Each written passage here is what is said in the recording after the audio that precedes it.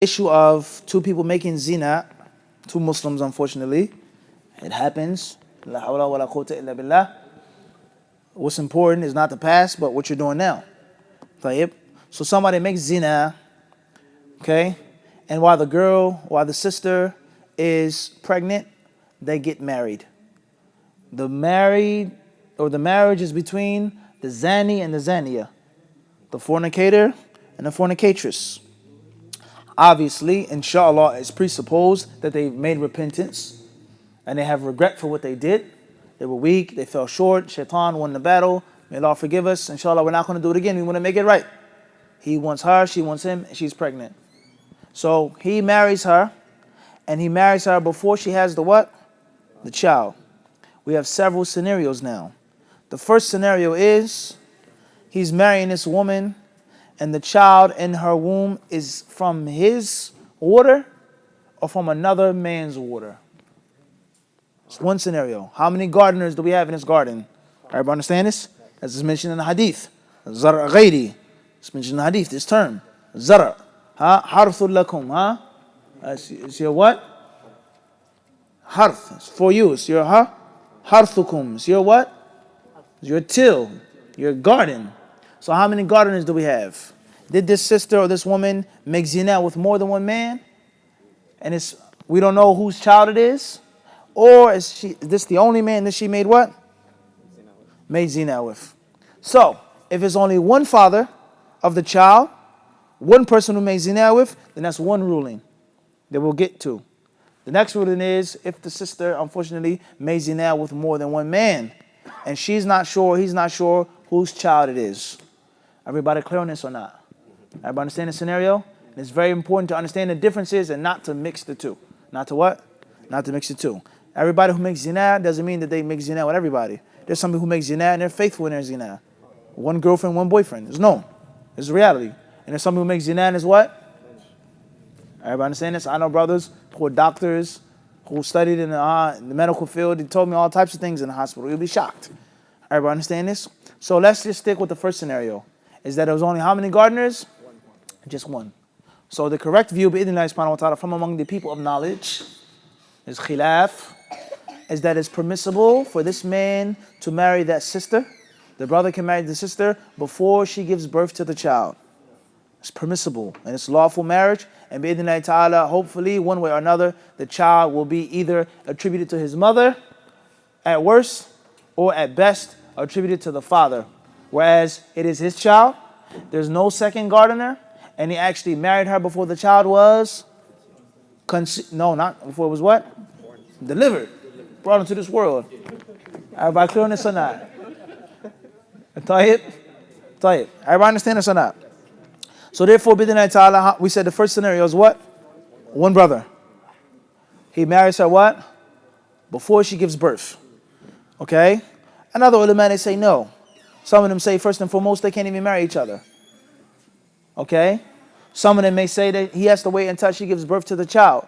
Whereas that's some type of iddah period, even though there's no divorce. But she cannot marry a man unless her womb is what? Clear. And they say that if she made zina and she was that weak, then it's also probable for her to have made zina with, and there's another gardener. However, we say al-qawl as-sahih bi'idhnillahi ta'ala, the correct view, that was supported in detail by Shaykh Islam ibn Taymiyyah and many others, is that if it's only one fornicator, it's permissible for them to marry in the period of the pregnancy before she gives birth. And there's no need for him to wait until she gives birth to the child, wait a menstrual cycle, wait until she stops bleeding, and then remarry. There's no need for that. Wallahu ta'ala, and that's what? Bikhtisar and shadid. We've answered this question before, I believe, on Mufti Q&A in detail. Wallahu alam.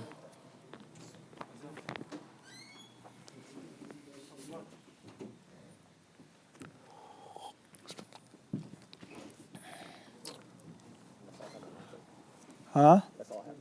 Tayyip. Khair inshallah. So that's it. We stop? You have a question? After they're there?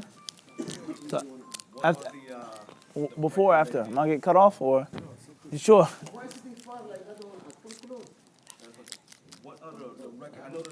We got time or not, Joe? Sorry. Bismillah. Faddal. Allahu alam, Sheikh. That's not true. think of many positions of the survivors, not the management. I know the Qiyam and the Sujood and Following class. the following class. Yeah, following class. And if you can't make it physically, or if we're in another masjid, فَعَلَيْكَ be a disciple. I got you. You got to be on the channel, inshallah. Allah's name be praised. Next question. The same, the child, you see two things. One is, exactly the child is the one part, but how about if there is a love coming between the child, the mother, you didn't know who the man, who belongs to. Clear. If it's more than one fornicator, then in that situation, there lies no doubt one or two options as well. The first option is أن يغلب على ظنها وعلى ظنه أن الزرع زرعه هو. In most cases, the woman or the man thinks or feels or believes he's the father of this child. I made zina before, I fell weak, but when I got pregnant, when I was with him, so on and so on and so forth. When I made zina before, I was using contraceptives, methadone. We were using condoms, and the condom didn't break, it was nothing like this. I never made unprotected sex with this other person. And when I made zina with this brother, it was what? Unprotected. هذه قرينة. That's a clear context clue which can show and prove that it's what? His child. Even though there's more than one what? Gardener. طيب or not? You got it or not? The second way of looking at it is that if she made zina with more than one person, who knows who forgot contraceptive, this, that, what time, month. So therefore, wait until she does what? Delivers the child, stops her postnatal bleeding, so on and so forth. Then he can remarry her. Even though he can marry her before she stops the postnatal bleeding, he just can't have intercourse with her. It's permissible to marry a woman who's mincing. It's permissible to marry a woman who's in her menstrual cycle. It's just not permissible to have vaginal sexual intercourse. And many people, they misunderstand the two. They may unnecessarily delay the marriage, thinking that you cannot marry a woman who's mincing. يصح العقد على الحائض. الوطء هذا شيء آخر. عرفنا؟ انتبه للفرق دقيق. Everybody understand this? So therefore, it depends. Once again, obviously, the safest thing to do is to wait for her to have the child. But as I said before, there are some people, there's no doubt about it. It may be a situation in which it's clear. She may not have surety. He may not have yaqeen, but it's clear that the child belongs to him. Now, many people today, unfortunately, before we go any further, I'm going to say this openly and frankly. They may look like, why even talk about this in the masjid? Or why even talk about this? And, it's so simple, and I told you I was going to get cut off. صح قلنا هذا ولا لا والسلام الله. You let me down, Jamal. Subhanallah. What we're saying was, finishing, is the importance of dealing with topics like this with reality and transparency, being real.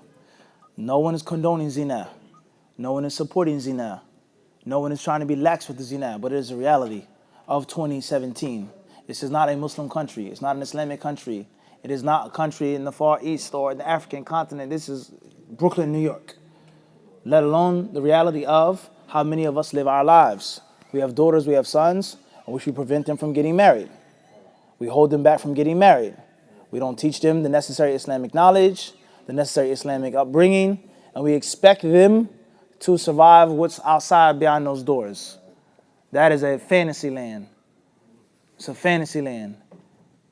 Okay? To just throw your child to the wolves and say, you'll be all right, inshallah.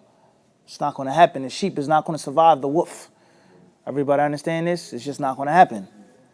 So this is a sad reality of many of our homes and our families with regards to our sons and our daughters. We should raise our sons to be responsible. We should raise our sons to work, to save money. The concept of family, of household. And it should be an age in which the son, bi'idhnillahi ta'ala, already knows what is expected of him, of raising a family, of taking care of a wife, of having children, of working, of going to school, and all of these different things. And the other side as well, with regards to sabr, patience, taqwa, tawakkul, the evil of zina, the evil of alcohol, the evil of the media, the evil of these things. So it's a double shield. Everybody understand this? Get married as soon as you can, And while you're working, while you're studying, while you're looking for the right, appropriate wife, appropriate family, make sure you lower your gaze. Make sure you stay away from this and stay away from that. As far as if they're lacking in both, then what's going to happen? So that's very sad and that's very unfortunate. And the fiqh of Islam is not based off of that which is hypothetical. How could you make zina and you're Muslim? How could you have more than one person that you make zina with your Muslims? That's not important right now. What's important right now is the what? Is the ruling and getting out of the jam. Rectifying, getting out of the bad situation and moving into a what? A better situation. And there are many people who give fatwa, who make rulings, and they can't stop or they get stuck on what? الذي كان. كيف يتصور هذا؟ كيف يعقل أن مسلما زنى وأن مسلمة زنت That's not the proper what? Fiqh. And that's not what the Prophet ﷺ did when the people came to him with their problems. I fell upon my wife in Ramadan. Halaktu. He says, I'm destroyed. He says, Ma ahlakak. Why are you destroyed? He says, Waqata al-imrati. He says, I slept with my wife in Ramadan. What did the Prophet ﷺ say to him? Taqillah. How could you have sex in Ramadan? What were you thinking about? What was you man? That's not what he said to him. He told him about the expiation, the kafara, how to get out of the situation that he fell into. This is a very important concept. Wallahu alam. Sheikh Yusuf. Wa alaikum assalam wa rahmatullahi ta'ala wa barakatuh. Continuing on what you had just said just now, how would you recommend to the Muslims of this age and this time to be able to discipline their children or help their children so their children doesn't become destroyed?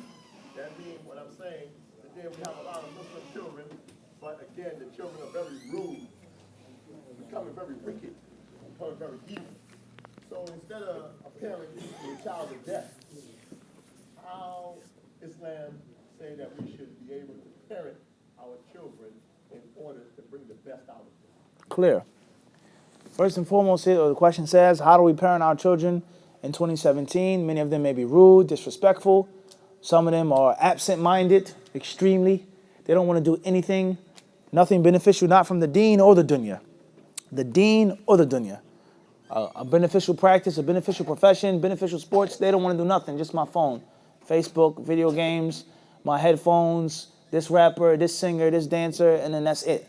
Unfortunately, or just basketball, or whatever the case may be. This is unfortunate.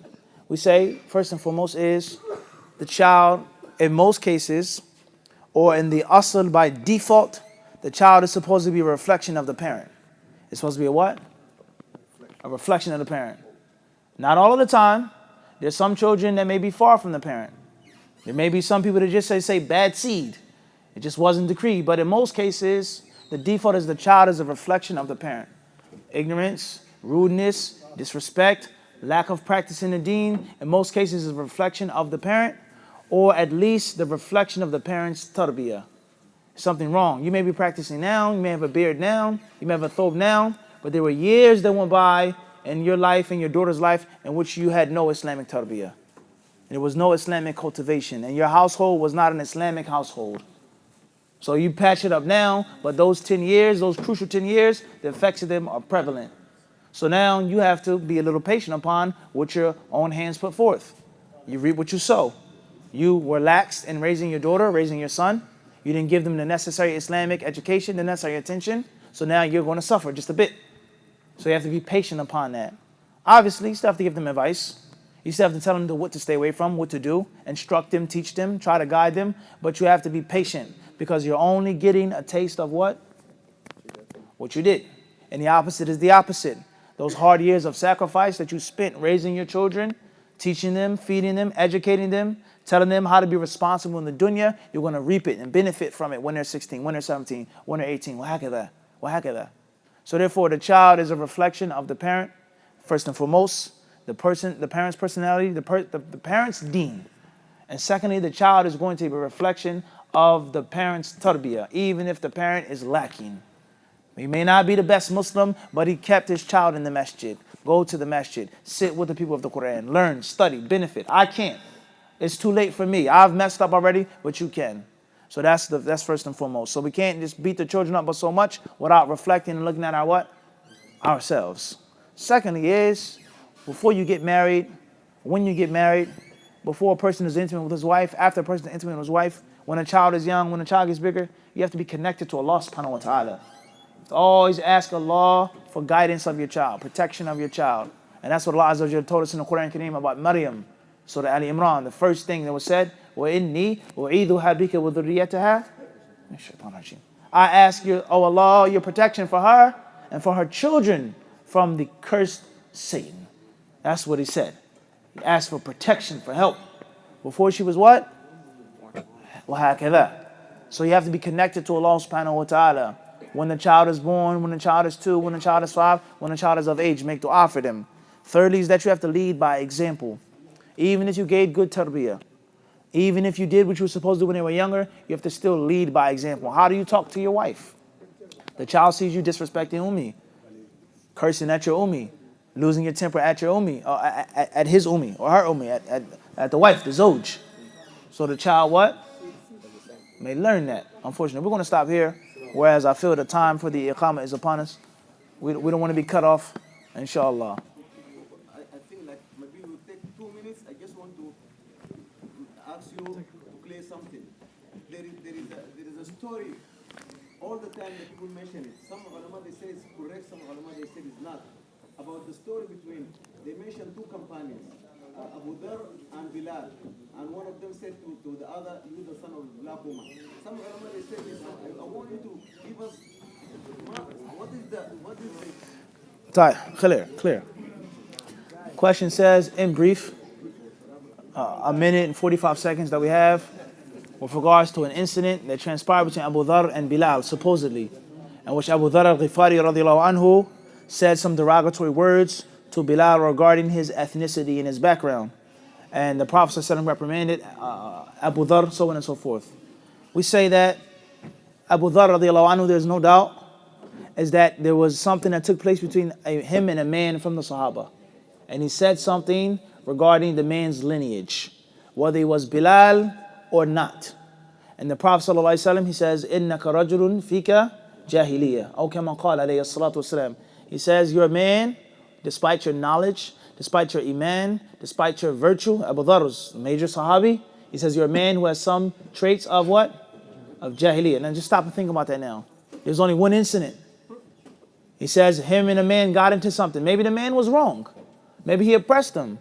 Well, Allahu alam. One argument, and he said one thing about the man's lineage, and the Prophet ﷺ says that you have what? Jahiliyyah. So what about us today? In which all we talk about is race, lineage, ethnicity, tribe, country, border, north or south. What would the Prophet ﷺ say about us? How much jahiliyyah do we have what? In us. That's just one incident. And Abu Dharr radiallahu anhu, he could have been extremely angry. Maybe the man said something to him, did something to him, it's not mentioned. And Abu Dharr said something about his mother or his father, his lineage. And he lost his temper and he said something, you're this and you're that. So what would the Prophet ﷺ say about what?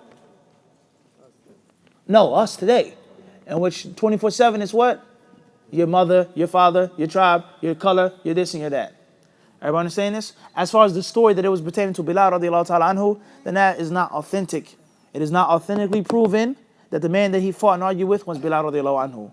His narrations that state that. However, ظاهر أنها لم تثبت ولم تصح. And the person that he argued with and he said about this your mother, هذا أبهم قد أبهم. His name was not mentioned. ولا يلزم ولا يستلزم أن يكونه بلال رضي الله عنه. And this doesn't mean that it was Bilal. Rather, somebody could say it's far-fetched for Abu Dharr radiallahu anhu to, even at the time of anger, to speak like that or to get into an incident of someone as virtuous as Bilal radiallahu anhu, who's from the first early Muslims. This is in brief. Obviously, time has run out. Allah subhanahu wa ta'ala surely knows best. Perhaps we can have another time just for the questions and answers. Wallahu alam.